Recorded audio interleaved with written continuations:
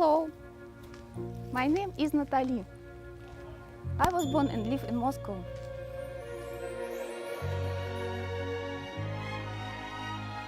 I'd like to make a family with a successful, ambitious and kind man who loves me. I want to give him all my warm, big heart, tenderness and care.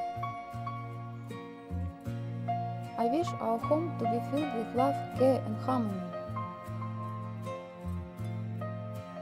I like to live or to spend the most part of the year in the country with warm and sunny climate, maybe somewhere next to the sea. I'll tell you about me a little. I have high education in marketing. I speak good English. I am divorced. I have a son. He is a student now. I am delicate, tender, passionate and in good company. I have a sense of good fashion and style. I am sociable, curious and friendly.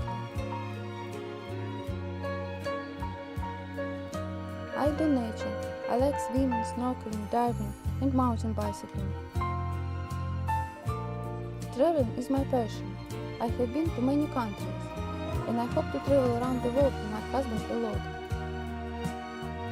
There is a lot to say, so you can drop me a line and let's see what happens. Bye. Bye-bye.